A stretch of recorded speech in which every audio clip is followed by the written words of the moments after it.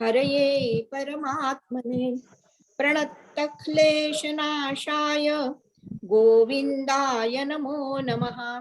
नमामि सद्गुरुं शान्तं सच्चिदानन्दविग्रहं पूर्णब्रह्मपरानन्दम् ईशमाळन्दिवल्लभं रत्नाकराधौतपदां हिमालयकिरीटिनीं ब्रह्मराजर्षिरत्नाढ्यां वन्दे भारतमातरम्। ॐ पार्थाय प्रतिबोधितां भगवता नारायणेन स्वयं व्यासेन ग्रथितां पुराणमुनिना मध्ये महाभारतम् अद्वैतामृतवर्षिणीं भगवतीम् अष्टादशाध्यायिनीम् अम्ब त्वामनुसन्दधामि भगवत् गीते भवद्वेषिणीम्।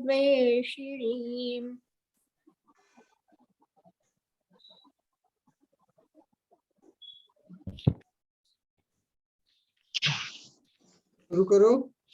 हा श्रीरंग चालू कर. हो, आज आपण नवीन अध्याय सुरू करतोय. अध्याय 7वा, ज्ञान विज्ञान योग. पहिल्या 9 ओळ्या मी वाचायचा प्रयत्न करतो. श्री भगवान उवाच मय्यासक्त मनः पार्थ योगं युञ्जुन्मदाश्रयः असंशयं समग्रं मां यथा ज्ञास्यसि तच्छृणु. ज्ञानं तेऽहं सविज्ञानमिदं वक्ष्याम्यशेषतः यज्ञात्वा नेह भूयोऽन्यं यज्ञातव्यमवशिष्यते. आयिका मगतो अनंतु पार्था ते असे म्हणतु पैगा तू योगयुक्तू झालासी आता मज समग्रा ते जानसी ऐसे आपुलिया तळहातीचे रत्न जैसे तुझ ज्ञान सांगेन तैसे विज्ञानेसी. एथ विज्ञाने काय करावे ऐसे घेसी जरी मनोभावे तरी पै आधी जाणावे तेची लागे. मग ज्ञानाची वेळे झाकती जाणीवेचे डोळे जैसी तिरी नावन ढळे टेकली सांती तैसी जाणीव जेथ नरिघे विचार मागुता पाऊली निघे तर्कू आयणी निघे अंगी जयाच्या. अर्जुना तया नाव ज्ञान येर प्रपंचू हे विज्ञान तेत सत्य बुद्धी ते अज्ञान हेही जाण. आता अज्ञान अवघे हरपे विज्ञान निशेष करपे आणि ज्ञान ते स्वरूपे होऊनी जाईजे. जेणे सांगतयाचे बोलणे खुंटे एकतयाचे व्यसन तुटे जे जाणणे साने मोठे उरो नेदी. ऐसे वर्मजे गूढ ते किजेल वाक्यारूढ जेणे थोडे नि पुरे कोड बहुत मनींचे. मनुष्याणां सहस्रेषु कश्चिद्यत्तति सिद्धये यततामपि सिद्धानां कश्चिन्मा वेत्ति तत्त्वतः. पैगा मनुष्याची या सहस्रशा माझी विपायले याची दिवसा तैसे या दिवसे करा बहुवसा माझी विरळा जाणे. जैसा भरले या त्रिभुवना आतु एक एकू सांगू अर्जुन निवडुनी की जे सेना लक्षवरी की तयाती पाठी जे वेळी लोह मांसा ते घाटी ते वेळी विजय श्रियेची या पाटी एकुची बैसे.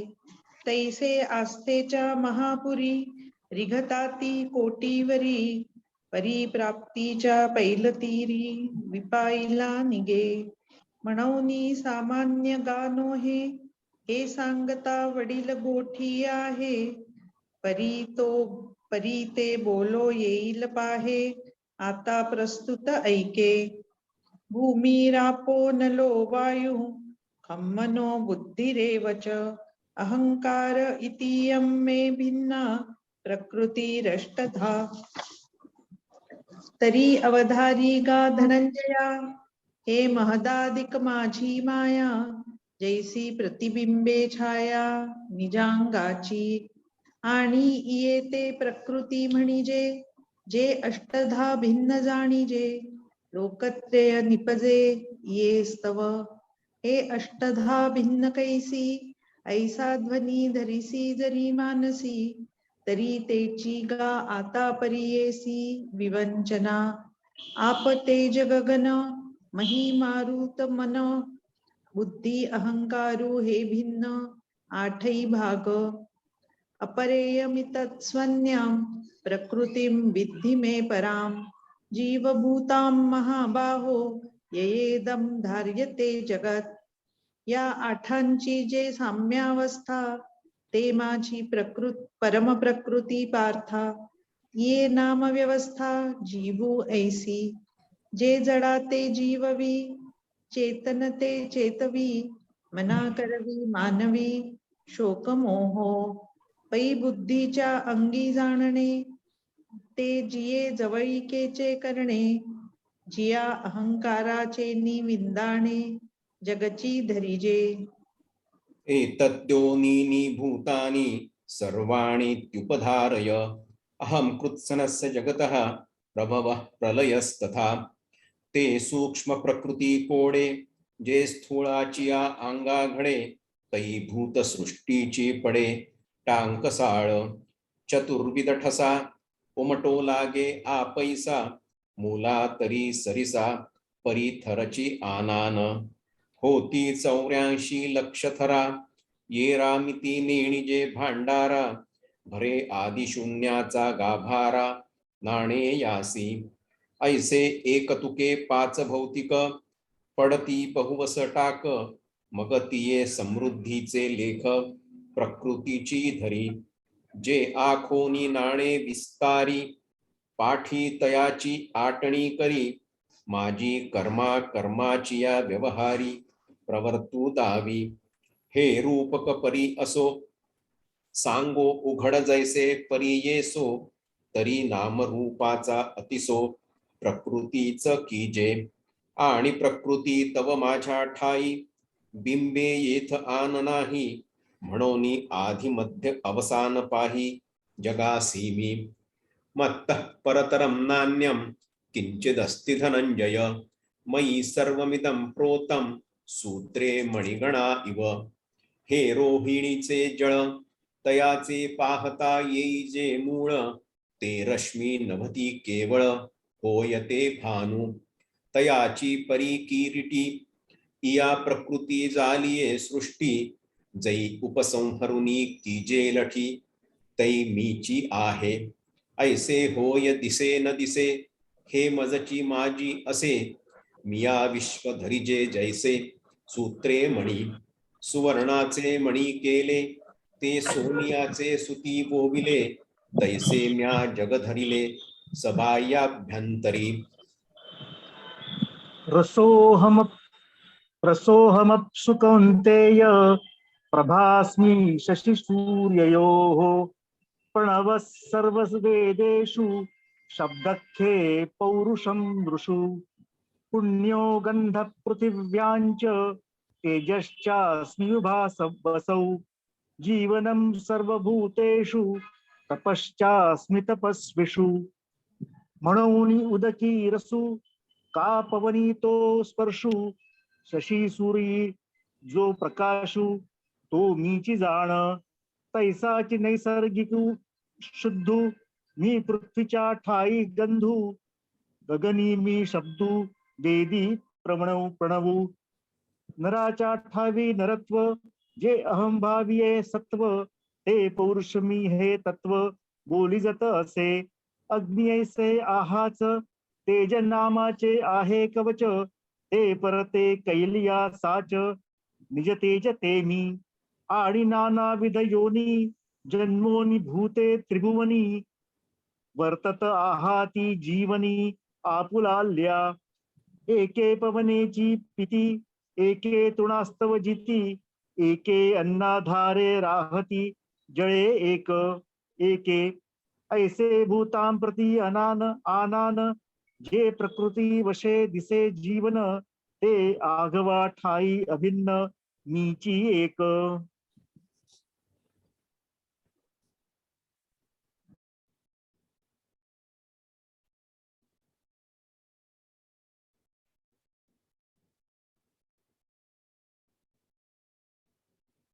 ऐकू नये.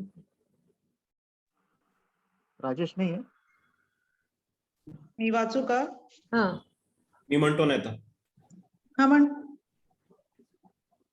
बीजम्मा सर्वभूतानां विद्धि पार्थ सनातनम बुद्धिर्बुद्धिमतामस्मि तेजस्तेजस्विनामहं बलं बलवतां चाहं कामरागविवर्जितं धर्माविरुद्धो भूतेषु कामोऽस्मि भरतर्षभ पै आदेचिनी अवसरे विरूढे गगनाचेनी अंकुरे जे अंती गिळी अक्षरे प्रणव पिठीची जव हा विश्वाकार असे तव जे विश्वासारिखे दिसे मग महाप्रळय दशे काहीच नभे ऐसे अनादि जे सहज ते मी गा विश्वबीज हे हातातळी तुझ देईजत असे मग उघड करोनी पांडवा जै है आणसी सांख्याची गावा तय्ययाचा उपेगू बरवा देखशील परी हे अप्रासंगिक आलाप आता असतू न बोलो संक्षेप जाण तपियांच्या ठाई तप ते रूप माझे बळिया मजी बळ ते मी जाणे अढळ बुद्धिमंती केवळ बुद्धी ते मी भूतांच्या ठाई कामू तो मी म्हणे आत्मारामू जेणे अर्थास्तव धर्मू थोरू होय ये रवी विकाराचे निपैसे करी कीर इंद्रियाची ऐसे परी धर्मासी वेखासे जावो नेदी जो अप्रवृत्तीचा अभाटा सांडोनी विधीची या निघे वाटा तेविची नियमाचा दिवटा सवे चाले कामू ऐसिया वोजा प्रवर्ते म्हणून धर्मासी होय पुरते मोक्ष तीर्थीचे मुक्ते संसार भोगी जो श्रुती गौरवाच्या मांडवी कामसृष्टीचा वेलू वाढवी जव कर्म फळेसी पालवी अपवर्गी टेके ऐसा नियतू का कंदर्पू जो भूता या बीज रूपू तो मी म्हणे बापू योगी यांचा हे एक एक किती सांगावे आता वस्तू जातची आघवे मजपासून जाणावे विकारले ऐसे यानंत श्रुती मंत्र शक्ती महती ब्रह्मात्म विद्यावती या सूत्रोदित शास्त्र पद्धतिरति प्रद्योर्दितांतर्द्युतिः या सत्काव्यतति प्रसादितमतिर्नाना गुणालंकृतिः सा प्रत्यक्ष सरस्वती भगवती मांत्रायतां भारती. भगवंताच्या असीम कृपेमुळे, सद्गुरुदेवांच्या अनुकंपेमुळे, ज्ञानेश्वर महाराजांच्या कृपा प्रसादामुळे आपण मागच्या वेळी 6व्या अध्यायाचं समापन केलं खरं, पण अर्जुनाने एक अत्यंत महत्वाचा जो प्रश्न विचारला त्या प्रश्नाकडे आपण जाऊ शकलो नाही, किंबहुना त्याचं विवेचन राहून गेलं. आणि तो प्रश्न अत्यंत महत्वाचा यासाठी आहे कारण अर्जुन आपल्या सगळ्यांचा प्रतिनिधी आहे. अर्जुन जरी नरोत्तम असला तरी अर्जुनाने आपल्या मनातले प्रश्न भगवंताला तिथे विचारलेले आहेत. भगवंतांनी आपण एक गोष्ट लक्षात घेतली की भगवंत व्यापक होण्यासाठी अर्जुनाला प्रेरणा देतात. ज्ञानेश्वर महाराज सुद्धा त्या व्यापकतेकडे लक्ष वेधतात. आपल्या जे आपलं स्वरूप आहे मूळ, ते स्वरूप असं आहे की एक व्यापक आहे आणि दुसरं व्याप्य आहे, एक अनंत आहे दुसरं शांत आहे, एक असीम आहे आणि दुसरं ससीम आहे. त्यामुळे एक व्यापकता आणि एक संकुचितता या दोघांच्या मेळाव्यानी किंवा यांच्या मिलापानी हा सगळा कार्यभाग चाललाय. एक देह आहे आणि दुसरा देही आहे. एक स्थूल आहे, दुसरं सूक्ष्म आहे. एक जड आहे, दुसरं चैतन्य आहे. आता हे चैतन्य या जडामध्ये बंदिस्त झालंय. दोघांचा मनोधर्म वेगवेगळा आहे आणि त्यामुळे जो मनोधर्म चैतन्याचा आहे तो व्यापकतेचा असल्यामुळे तो व्यापक होण्यासाठी तगमगतोय. पण त्याचबरोबर देहाने त्याला बांधून ठेवलंय आणि हे मन जे आहे या दोन्ही याचं कनेक्टर आहे. हे मन जर देहबुद्धीकडे गेलं आणि स्वतःला देहच मानायला लागलं तर ते जड होतं आणि ते जर चैतन्याकडे हळूहळू वळलं तर मग ते मन व्यापक होत जातं. भगवंत अर्जुनाला हा व्यापक होण्याचा मार्ग सांगत असताना ज्ञानेश्वर महाराजही किती सुंदर म्हणतात, आपण मागच्या वेळी बघितलं की माझे व्यापक पण आघवे गवसले तयाचे अनुभवे, तो न म्हणता स्वभावे व्यापक झाला. एकदा का त्या परमात्माचं किंवा त्या चैतन्याचं व्यापकत्व कळलं आणि तो माझा स्वभाव आहे हे कळलं, ते माझं एक स्वरूप आहे असं कळलं की मग त्या स्वरूपाची ओळख करून घेण्याची छटपट निर्माण झाल्याशिवाय राहणार नाही. आणि म्हणून गवसले तयाचे तो न म्हणता स्वभावे व्यापक झाला. त्याला कळलं माझा स्वभाव मूळ व्यापक आहे, पण मी संकुचित कशामुळे झालो. आपण मागच्या वेळी उदाहरण पाहिलं होतं, ज्याप्रमाणे विनोबा भावेंनी उदाहरण दिलं की ज्याप्रमाणे गॅसचा फुगा असतो, बलून असतो, तो वर जाण्यासाठी छटपटतो आणि मग त्याला तो वर जाऊ नये म्हणून एक त्याला वजन बांधण्यात येतं आणि मग तो खाली टिकून राहतो. त्याचप्रमाणे या व्यापकाला या देहाचं वजन लाभलेलं आहे, या चैतन्याला या स्थूलाचं वजन लाभलेलं आहे आणि म्हणून आपण या दोन्हीमध्ये छटपटतोय. मन दोन्हीमध्ये छटपटतंय आणि म्हणून ज्ञानेश्वर महाराजांनी खूप सुंदर सांगितलं की म्हणून आपण पा विश्व देखीजे आणि आपणची विश्व होईजे, हे साम्यची एक उपासी जे पांडवागा. म्हणून आपल्या स्वतःमध्ये विश्व बघायला शिकणं आणि विश्वामध्ये आपलं प्रतिबिंब बघायला शिकणं किंवा आपल्या स्वतःमध्ये परमात्म तत्व बघायला शिकणं आणि संपूर्ण विश्वामध्ये तेच परमात्म तत्व बघायला शिकणं, हे साम्य एकदा का आलं की मग मनुष्य या विविधतेने नटलेल्या संसारामध्ये काय साम्य आहे तिथे जाऊ शकेल. आपण मागच्या वेळी बघितलं होतं की ज्याप्रमाणे एक देह आहे, वेगवेगळ्या त्याचा रंग वेगळा आहे, तो कोणी स्थूल आहे, कोणी कृश आहे, कोणी काळा आहे, कोणी गोरा आहे, कोणी उंच आहे, कोणी ठेंगणा आहे. वेगवेगळ्या प्रकारांनी या सृष्टीमध्ये मनुष्य प्राणी आहे, पण शेवटी त्यामध्ये चालणाऱ्या सगळ्या सिस्टीम सारख्याच आहेत. त्याच्यातली नर्वस सिस्टीम सारखी आहे, सर्क्युलेटरी सिस्टीम सारखी आहे, त्याच्यामध्ये बाकीच्या सुद्धा रिप्रोडक्टरी सिस्टीम सारखी आहे, त्याच्या पद्धतीने तो मनुष्य आहे. पण हे वरवर असलेलं भिन्नत्व आणि त्यामध्ये असलेलं साम्यत्व, या साम्याकडे जेव्हा भगवंत नजर वेधतात तेव्हा अर्जुनाचा प्रश्न आहे की भगवंता मला अगदी कबूल आहे, पण तू कुठे सांगतोयस रे मला? इथे युद्धभूमीवर मी उभा आहे, इथे युद्ध करतोय, इथे युद्ध हे भेदामुळे आहे. मला माझी भूमी हवी आहे, ती त्याची भूमी आहे. इथे या सगळ्या सीमारेषा ज्या आहेत त्या मी आखलेल्या आहे किंवा मनुष्याने आखलेल्या आहे. अरे या मनुष्यानेच आखलेल्या सगळ्या सीमारेषा आहे ना.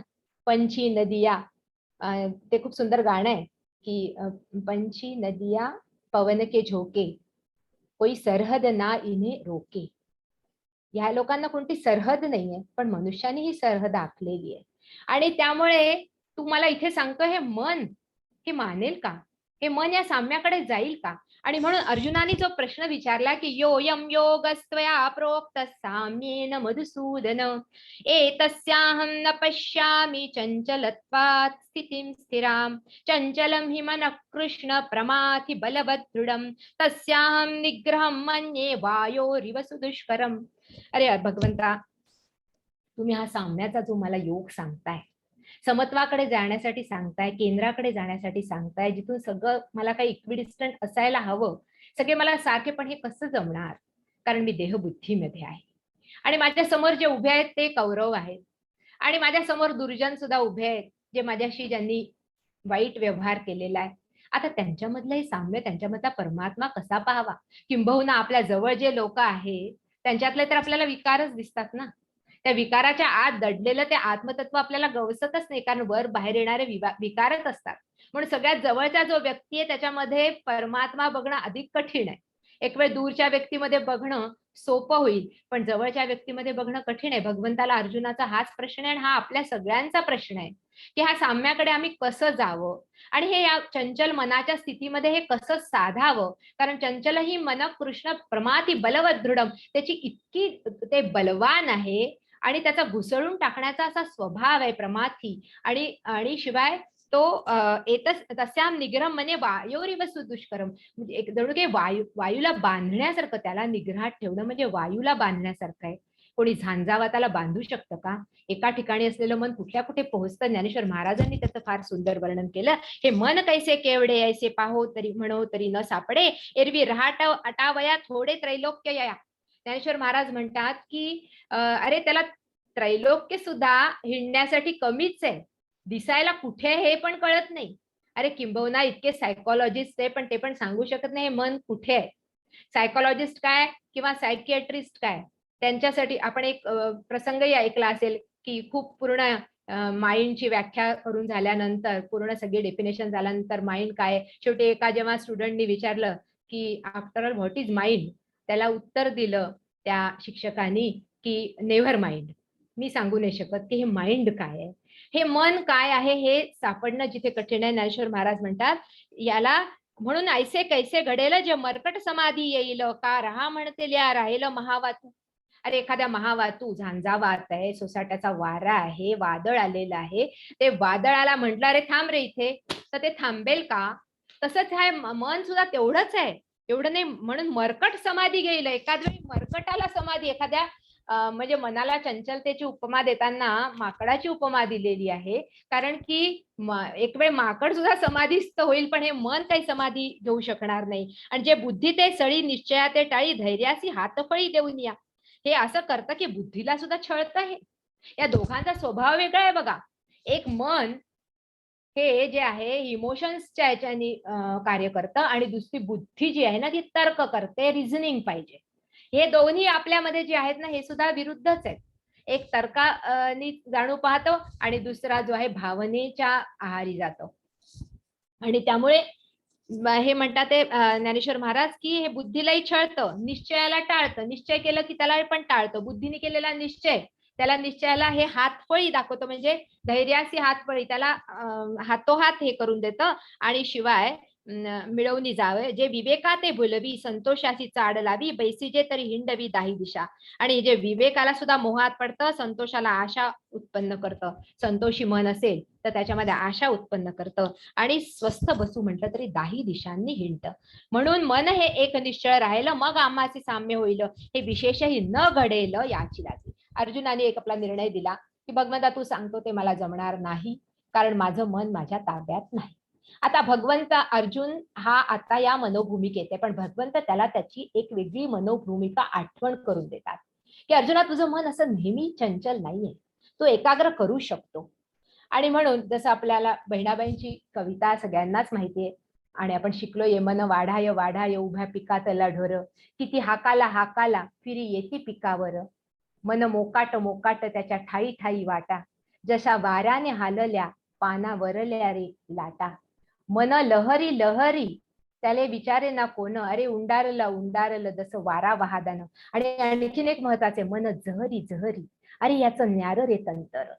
तो जहरी झालं की अरे मन जहरी जहरी याचं न्यार रे तंतर, अरे इचू साप बरा त्याले उतारे मंतर. इतकं सुंदर मनाचं वर्णन बहिणाबाईंनी केलं. मन लहान लहान जसा खाकसचा दाणा, संकुचित झालं जसं अगदी खसखशीचा दाणा, मन महान महान आभायात भीमायेना, ते महान झालं तर मग ते आभाळाला गवसणी घालतं. असं हे मन आहे. आणि त्या मनाला मग भगवंत मात्र सांगतात असंशयम महाबाहो मनो दुर्निग्रहम चलम, अभ्यासेन तु कौंतेय वैराग्येन च गृह्यते. आता अर्जुनाने काय म्हटलं? अर्जुनाने म्हटलं की एतस्याहम न पश्यामी चंचलत्वात स्थितीम स्थिरा, मला याची चंचल स्थिती आहे. भगवंतांनी थोडंसं एक ऑपरेशन केलं आणि त्यातला च काढून टाकला पहिला आणि चलम केलं. थोडंसं मानलंय अर्जुनाचं म्हणणं की हो रे बाबा मला माहित आहे मन मीच निर्माण केलेलं आहे, त्यामुळे असंशयम महाबाहो, हो काही संशय नाही तुझ्या म्हणण्याप्रमाणे, मनो दुर्निग्रहम चलम, हे चलायमान हे मी म्हणतो, पण अभ्यासेन तू कौंतेय वैराग्येन च गृह्यते. पण अभ्यास आणि वैराग्य या दोघांनी त्याच्यावर संयम साधता येतो. आता एक बघा लक्षात घ्या, भगवंतांनी सुद्धा जो शब्दप्रयोग केलाय महाबाहू, भगवंत सुद्धा मनोवैज्ञानिक आहे आणि आपला जो शिष्य आहे त्याच्यामध्ये आत्मविश्वास कसा भरायचा आहे भगवंताला माहित आहे. महाबाहो, तू महाबाहो आहेस, आजपर्यंत तू कधीच तुझ्या मनावर निग्रह केला नाही असं झालंय का? तू निग्रह केलाय अर्जुना, तू रात्रभर धनुर्विद्येचा अभ्यास केलेला आहे. एवढंच नाही तर स्वर्गामध्ये गेला असताना पाशुपातास्त्र आणि बाकीचे दिव्यास्त्र मिळवण्यासाठी त्यावेळी ज्यावेळी रात्रीच्या वेळी इंद्राला वाटलं की तुला उर्वशी हवीशी वाटली म्हणून तुला उर्वशीला तुझ्याकडे पाठवलं आणि त्यावेळी ती उर्वशी अशा विचित्र वस्त्रांमध्ये तुझ्या समोर आल्यानंतर तू तुझ्या मनावर किती ताबा ठेवला आणि खाली पाहून तिला सांगितलं की मी तुला आईस प्रमाणे मानतो. एवढंच नव्हे तर त्या उर्वशीने तुला शाप दिला. तिने म्हटलं की तुला नपुंसक व्हावं लागेल. तो शाप सुद्धा तू स्वीकारला. तुझ्या मनावर तुझा ताबा आहे. म्हणून हे महाबाहो असं म्हणू नको की हे चंचल आहे. याला दोन गोष्टींनी आपल्या काबूत ठेवता येतं, त्याच्यावर नियंत्रण करता येतं. त्या म्हणजे अभ्यास आणि वैराग्य.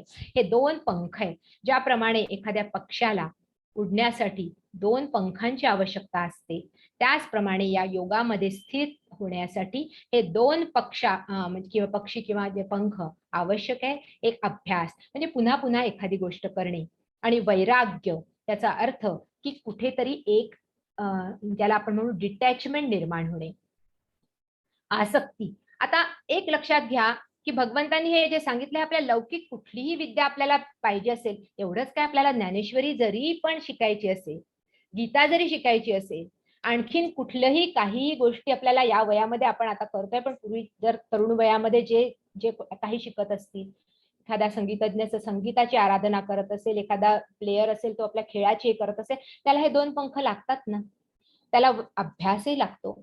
अभ्यास म्हणजे पुन्हा पवनेनं करणं म्हणजे पुन्हा पुन्हा ती गोष्ट करावी लागते आणि अभ्यासाबरोबर त्याला कुठे ना कुठेतरी डिटॅच व्हावं लागतंय संसाराशी आणि आपल्या इथे फोकस व्हावं लागतं. मग तो एखादा शोध करणारा एखादा सायंटिस्ट जरी असला तरी त्याला तो अभ्यास टाळून तो करू शकत नाही किंवा त्याला कुठे ना कुठेतरी ह्या वैराग्याची कास धरावी लागते. वैराग्याच्या शब्दाचा अर्थ आपण एकदम स्मशान वैराग्य सगळ्यामधला आपला इंटरेस्ट रुची निघून गेली असं वैराग्य नव्हे.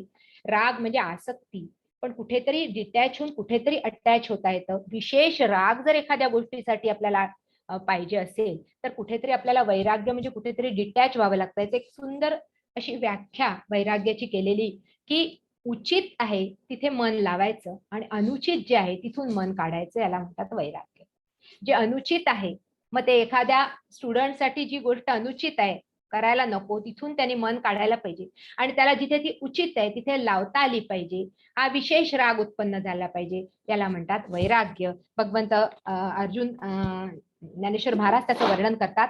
तव कृष्ण म्हणती साचची बोलत आहासी ते तैसेचे या मनाचा कीर चपळची स्वभाव होगा.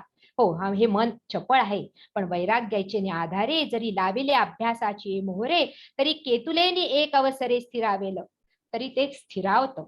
कारण याची एक गोष्ट आहे या मनाची, याची एक विशेषता जाणून घे. ज्ञानेश्वर महाराज त्याच्यावर बोट ठेवतात आणि ते म्हणतात का ये जे यया मनाचे एक निके जे देखिले गोडीची या ठाया सोके म्हणून अनुभव सुखची कवतिके दावीत जाईजे. त्याला एखाद्या गोष्टीची चांगल्या गोष्टीची जर चटक लागली तर मग मात्र ते तिथे रमतं आणि म्हणून त्याला ती चटक लावायला पाहिजे आणि मग त्याला अशा पद्धतीने चांगल्या गोष्टींची आवड जर त्याच्यामध्ये निर्माण झाली, त्या निर्माण आपण करू शकलो तर मग ते मन तिथे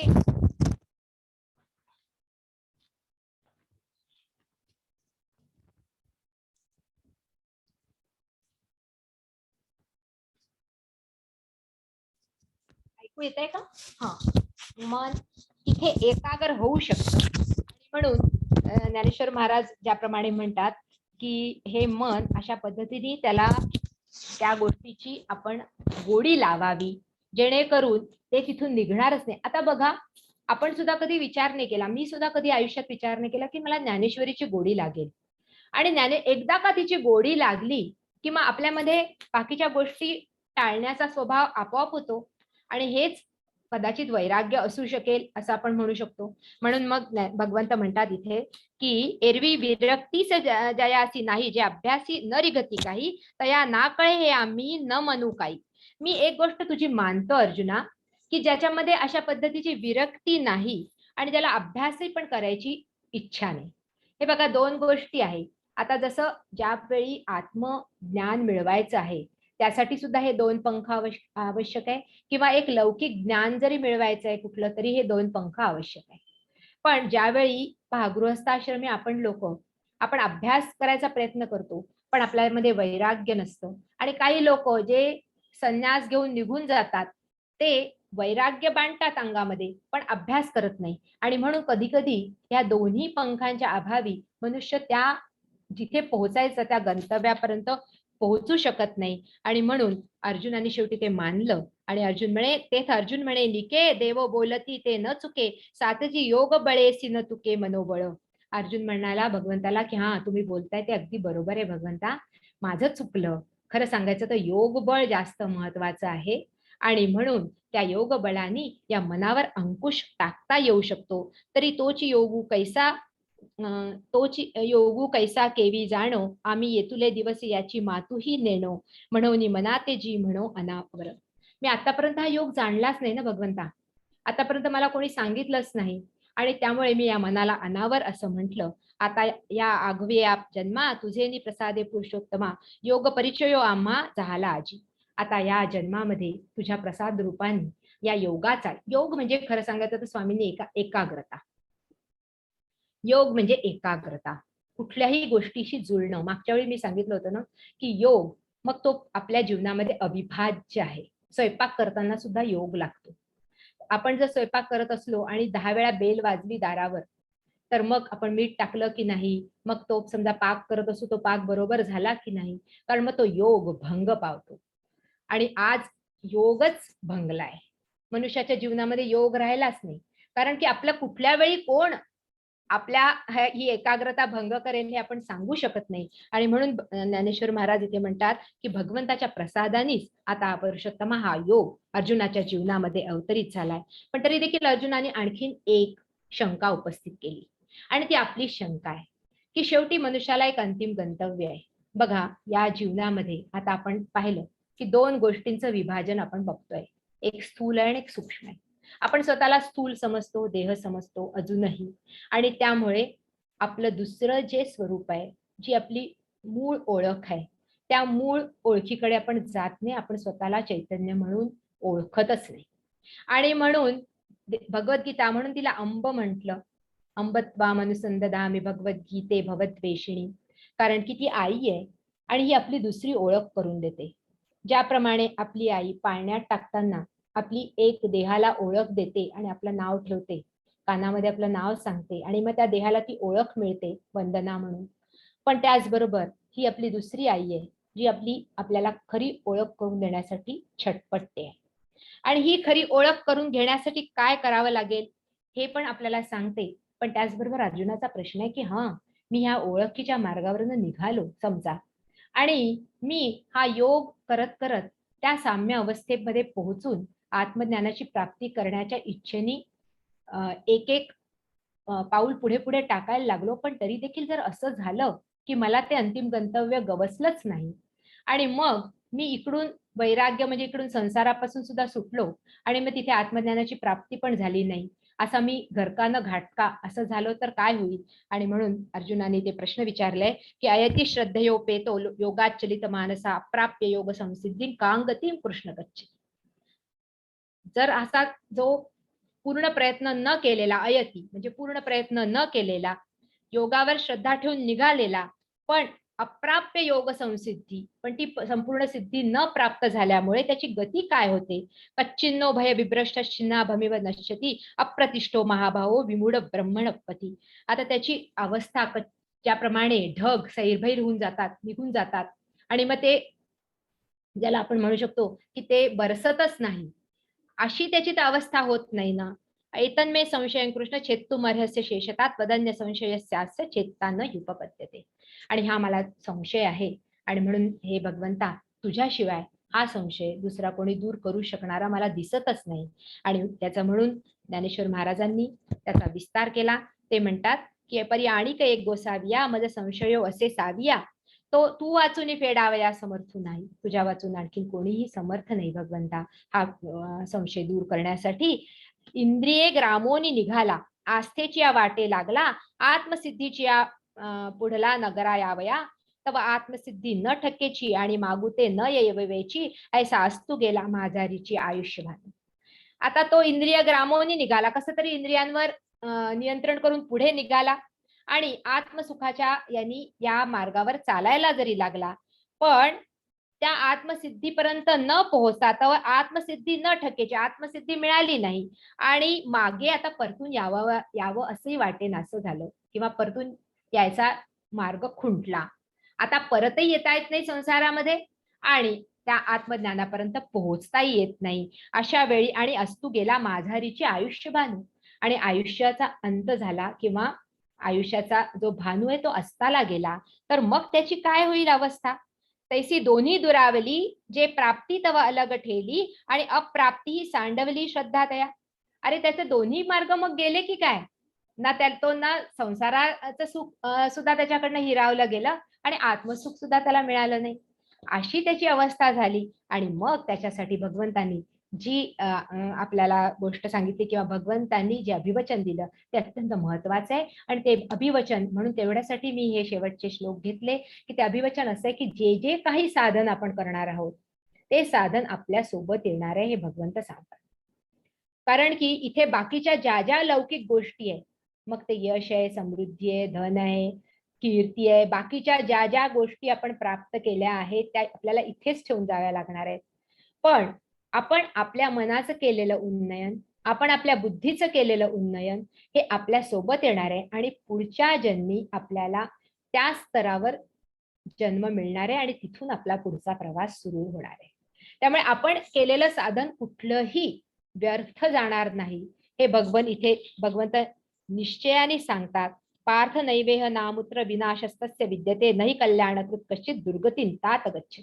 अत्यंत सुंदर अभिवचन आणि अत्यंत गोड शब्दामध्ये भगवंत देतात की हे पार्था, त्याची दुर्गती तर कधी होणारच नाही, त्याचा विनाश सुद्धा होणार नाही आणि त्याचं कल्याणच होईल. किंवा असा शुभ कर्म करणारा किंवा असा या मार्गावर निघालेला तो आपल्या जीवनामध्ये उन्नयनाकडेच जात राहील. आणि म्हणून त्याच्यासाठी ते सांगतात की एरवी अभ्यासाचा उचलता पावली जरी चालता तरी दिवसाआधी ठाकिता सोहन सिद्धीते.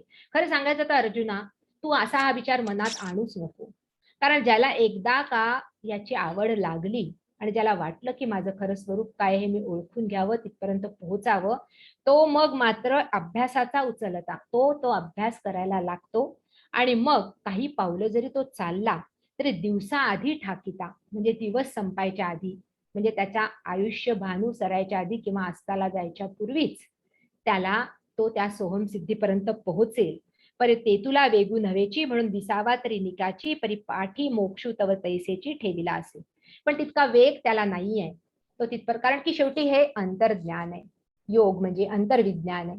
बघा, आपल्या बाहेरच्या लौकिक विद्या शिकताना सुद्धा एखाद्या डॉक्टरला 12 वर्ष तिथे शिकण्यासाठी टाकावे लागतात, इंजिनियरला आणखीन 5-6 वर्ष टाकावे लागतात. प्रत्येकाला कुठली लौकिक विद्या शिकण्यासाठी सुद्धा काही काळ द्यावा लागतो. मग ही तर अंतर्विद्या आहे, हे तर अंतर्विज्ञान आहे.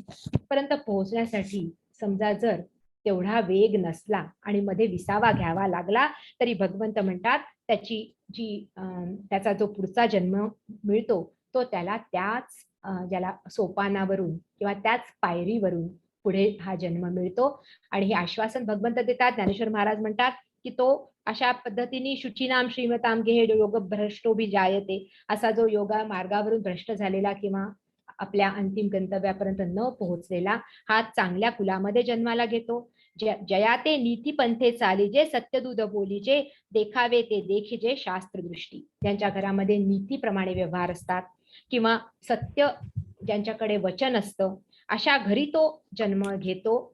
आणि एवढंच नव्हे तर वेद तो जागेश्वरू, जया व्यवसाय निजाचारू, सारा सार विचारू मंत्री जया.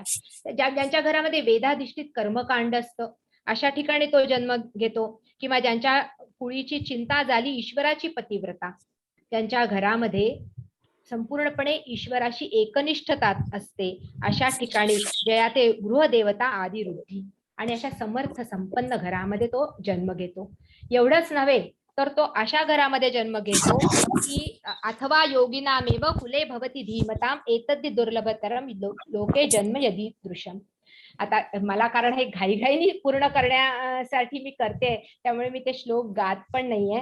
पण भगवंत इथे म्हणतात की, आणि इथे ज्ञानेश्वर महाराज स्वतःच वर्णन करतात, याच्यापेक्षा वरचा जन्म त्याला मिळतो तर त्याची जी वाट आहे, जी वाट चाललेली अधिक चालली असेल किंवा त्याचा अभ्यास जास्त झाला असेल तर तो योग्यांच्या कुलामध्ये जन्म घेतो. इथे समृद्धीमध्ये जन्म घेतो पहिल्यांदा सांगितला, पण त्याचा वरचा जन्म धीमता म्हणजे बुद्धिमंतांच्या कुलामध्ये जन्म घेतो. लहानपणापासूनच त्याला ते वायुमंडळ मिळतं, ते वातावरण मिळतं आणि आपोआप तो या सगळ्या योग मार्गाकडे ओढला जातो.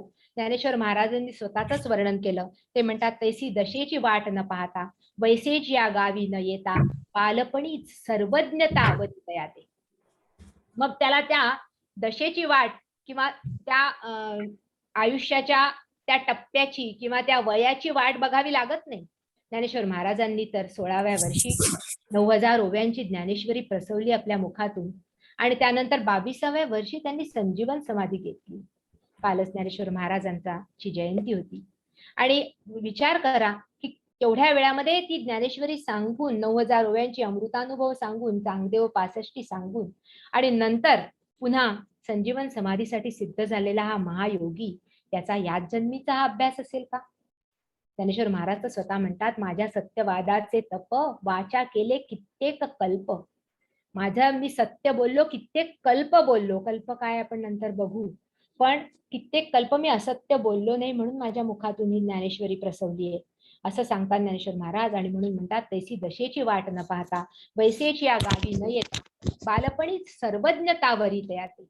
बालपणीच जणू काही सर्वज्ञता त्याचं वरण करते आणि मग त्याच्या मुखातून ते सगळं काही सारस्वत असं काही बाहेर यायला लागतं. प्रासादिक वाणीतून त्याच्या तिये सिद्ध प्रज्ञेची येणी लाभे मनची सारस्वत दुभे.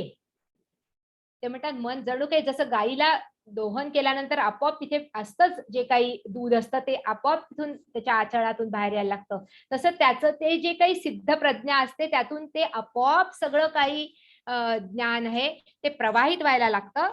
मग सकळ शास्त्र स्वयंभे निघती मुखे आणि मग त्याच्या मुखातून ते सकल शास्त्र आपोआप बाहेर पडायला लागतात. ज्ञानेश्वर महाराज याच्यासाठी उदाहरण आहे. संत श्रेष्ठ गुलाबराव महाराज त्यांनी 34व्या वर्षी त्यांची समाधी झाली, पण ते बालअंध होते, प्रज्ञाचक्षु होते. 130 ग्रंथ त्यांनी लिहिले आणि त्यांनी स्वतः त्यांचा पूर्व जन्म जो आहे तो सांगितला की गुजरातमध्ये ते कसे बेचरण म्हणून स्वामी होते, तिथे त्यांनी साधना केली. त्याच्या आधी ते पंचलतिका गोपी होते. हे सगळा त्यांनी त्यांचा इतिहास सांगितलेला आहे आणि म्हणून 130 ग्रंथ त्यांनी असे दुर्लभ ग्रंथ आहे जे की एक प्रज्ञाचक्षु ज्याला दिसत नाही अशा व्यक्तींनी ते सगळे ग्रंथ प्रसवले. हे याच जन्मीचं कर्मफळ नसतं किंवा याच जन्मीची ती सिद्धता नसते. आपण आता कितीतरी कधी कधी व्हॉट्सअपवर काही क्लिप्स पाहतो. एखादा छोटा मुलगा लहानपणी शिवमहिम्न म्हणत असतो, कोणी भगवद्गीता म्हणत असतो, कोणी आणखीन कोणते कोणते स्तोत्र किंवा आणखीन काही, कोणी कितीतरी गणित करून दाखवतं, कोणी एखादा संगीतज्ञ असतो तो आपोआप संगीताच्या ताना आलाप घ्यायला लागतो. हे आपोआप होत नाही. हे त्याचं मागच्या जन्मीचं जे काही सुकृत आहे किंवा जे काही त्यांनी कर्म केलेलं आहे ते कर्म भगवंत त्याच्या गाठीशी जोडून देतात. किंबहुना तशाच पद्धतीचा हा प्रोग्राम आहे की त्यात ते घेऊनच आपण आपला पुढचा मार्गक्रमण करत असतो. ज्ञानेश्वर महाराज म्हणतात की हा जो जन्म आहे जो धीमताम म्हणजे बुद्धिमंताच्या घरी येतो, योग्यांच्या कुळामध्ये जन्म घ्यायला मिळतो, असा जन्म देवता सुद्धा त्या जन्मासाठी लालायित असतात. ऐसे जे जन्म जया लागी देव सकाम स्वर्गी ठेले जप होम करीती सदा. स्वर्गामध्ये ते जप होम त्याच्यासाठी करतात असं ज्ञानेश्वर महाराज म्हणतात की आम्हाला मृत्यू लोकामध्ये अशा बुद्धिमंतांच्या घरी जन्म मिळावा, असं सारस्वत मिळावं, असं वाणीतून सरस्वतीचा प्रवाह व्हावा, अशा ग्रंथांची निर्मिती व्हावी, अशी प्रज्ञा जागृत व्हावी जी ऋषींची प्रज्ञा आहे, ज्यामध्ये आपोआप सगळे जे शास्त्र आहेत ते आपोआप प्रस्फुटित व्हावे. किंबहुना त्या प्रज्ञेमध्ये ते जे सगळे सिद्धांत आहे ते सिद्धांत प्रस्फुटित व्हावे किंवा जागृत व्हावे, अशी प्रज्ञा मिळावी. यासाठी देव सुद्धा सकाम असतात. आणि मग अशा पद्धतीचं सगळं वर्णन करत भगवंत शेवटी येतात आणि मग त्या योग्याचं वर्णन करताना 2 सुंदर ओव्या येतात. अगा योगी जो म्हणजे तो देवांचा देवो जाणीजे आणि सुख सर्वस्व माझे चैतन्य तो तया एकवटलिया प्रेमा पाडे पाहिजे जरी उपमा मी देह तो आत्मा हेची होय. ते म्हणतात आहे भगवंत किंवा ज्ञानेश्वर महाराज की हा योगी जो आहे तो देवांचा देव भगवंताला वाटतो आणि भगवंत त्याच्यासाठी म्हणतात की त्याला जर उपमा द्यायची असेल तर मी देह आहे आणि तो योगी असा तिथवर पोहोचलेला असा सिद्ध प्रज्ञेने सिद्ध असलेला किंवा आत्मज्ञानाने संपन्न असलेला हा योगी हा भगवंताचा जणू काही आत्मा आहे असं वर्णन ज्ञानेश्वर महाराज इथे करतात. आणि मग आपण 7व्या अध्यायाकडे येतो. 7वा अध्याय अतिशय सुंदर ज्ञान विज्ञान योग आहे. आता त्या अध्यायाच्या कितपर्यंत मी जाऊ शकीन हे मी सांगू शकत नाही, पण एकच सांगते की हा एक अप्रतिम असा अध्याय आहे. या अध्यायामध्ये भगवंत पहिल्यांदाच जे काही सांगतात आहे ते साधन सांगतात आहे आणि त्यानंतर भगवंत सांगतात की यानंतर भगवंताचं संपूर्ण परिपूर्ण ज्ञान होणार आहे. मय्या सक्त मना पाथ योगम युंजन मदाश्रयः असंशयम समग्रम माम यथा ज्ञास्यसि तच्छृणु. आता भगवंतांनी इथे सांगितलं की तू जर अशा पद्धतीने अर्जुना माझ्या आसक्ती ठेवून मयासक्त मनापार्थ योगम युंजन मदाश्रय हा योग जर तू केलास आणि तो पण माझ्या आश्रयाने केला, आश्रय पण भगवंतच की तूच करून घे माझ्याकडनं, त्यावेळी मग मात्र ते ज्ञान संपूर्णपणे तुझ्यामध्ये उदित होईल आणि अशा पद्धतीने तू समग्रपणे त्या सृष्टीकर्त्याला जाणू शकशील. असंशयम समग्र माम, माम म्हणजे सृष्टीकर्ता जो आहे. आपण भगवंताला जाणतो का? खरं सांगायचं तर आपण पूर्णपणे जाणत नाही. आपली अवस्था त्या आंधळ्यांसारखी असते. जे काही कंडिशनिंग आपल्याला केलेलं असतं, जे काही आपल्याला सांगितलं असतं लहानपणापासून, त्याप्रमाणे आपण भगवंताला मानतो, जाणतो, त्याच्यावर श्रद्धाही ठेवतो. कधी कधी आपण अश्रद्धही होतो.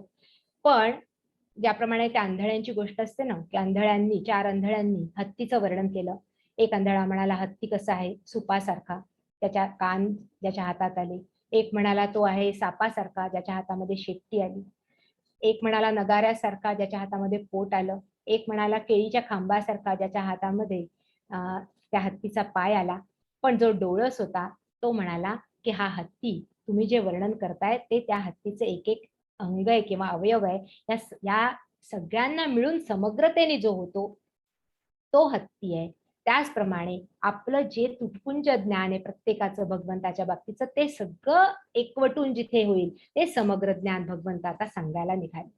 आता हे ज्ञान आहे आणि ज्ञानेश्वर महाराजांनी त्याचं खूप सुंदर असं वर्णन केलं. आणि ज्ञानेश्वर महाराज म्हणतात की मग ऐका म्हणे, मग तो श्री अनंतू पार्था ते असे म्हणतू पै गा तू योगयुक्तू झालासी. आता अर्जुना तू आता योगयुक्त झाला, पण मग आता तू योगयुक्त झाल्यामुळे आता मी तुला समग्र ज्ञान द्यायला सिद्ध झालोय. मद समग्राते जाणसी ऐसी आपुल्या तळहातीचे रत्न जैसे तुझं ज्ञान सांगेन तैसे विज्ञानेसी. तू समग्रतेने मला जाणू शकशील कसं? तळहातामध्ये जसं रत्न आहे एखादं, त्या रत्नाला जसं परिपूर्णपणे जाणू शकू तसंच तू मला जाणू शकशील, असं मी तुला ज्ञान आणि विज्ञान सांगेन. आता इथे फक्त आपण ज्ञान आणि विज्ञान काय आहे एवढं बघून आजचं विवेचन थांबवू.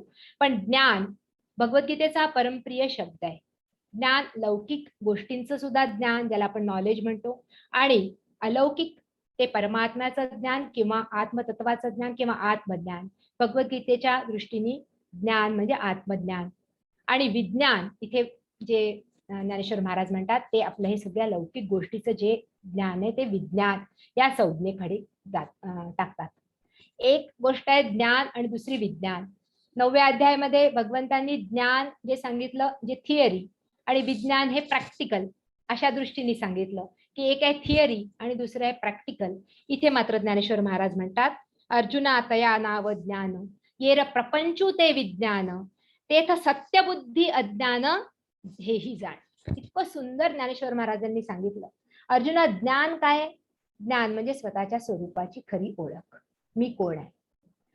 तेथ प्रपंचू ते विज्ञान, विज्ञान काय? हा सगळा प्रपंच जो आहे ते सगळं विज्ञान आहे. मग ते काही असो, तुमचं physics, chemistry, biology, medicine, commerce, आता पुढच्या याच्यामध्ये आपलं ते येईलच भूमी रापो नलो वायूमध्ये. पण हे सगळं जे प्रपंचाचं लौकिक किंवा उपजीविकेसाठी जगण्यासाठी जे काही आपण ज्ञान मिळवतो त्याला ज्ञानेश्वर महाराजांनी विज्ञान या संज्ञेमध्ये टाकलं. अर्जुना ते ज्ञान येथ प्रपंच ते विज्ञान.